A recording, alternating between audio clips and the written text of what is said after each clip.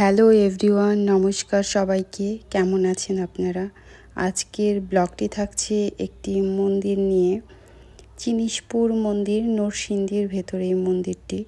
আপনারা যদি চিনে থাকেন তাহলে অবশ্যই কমেন্ট করে জানাবেন, যদি গিয়ে থাকেন তাহলেও আমাকে অবশ্যই কমেন্ট করে জানাবেন।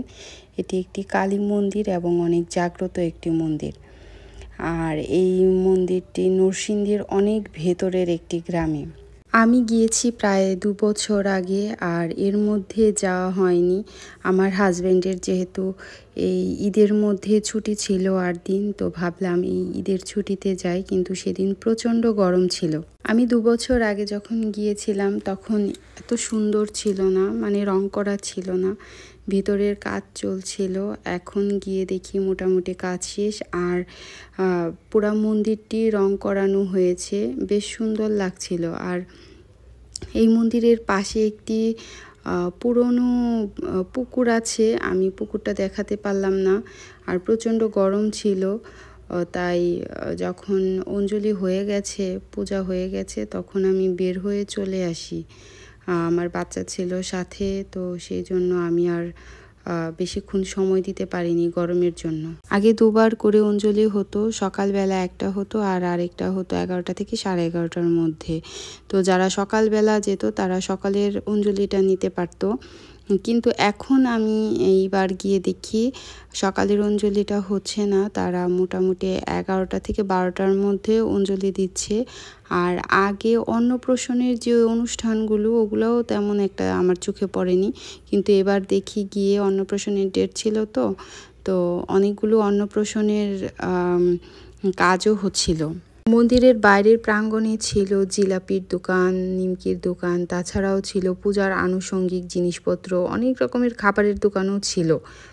আমি কিছু নিমকি জিলাপি নিয়ে চলে এসেছি। এরপর বাইরে ঘুরে কিছুটা অংশ দেখলাম, আর এই হচ্ছে সেই বট গাছটা যেখানে অনেকেই মানত করে, মোমবাতি আগরবাতি ধরায়, অনেকে আবার সুতাও বেঁধে দেয়। এই বট গাছটি বিশাল বড়, আর এর নিচে দাঁড়িয়ে আমার মনে হয়েছে সত্যি প্রাণ জুড়িয়ে গেছে, এর ছায়াটা এতটা শান্তির ছিল।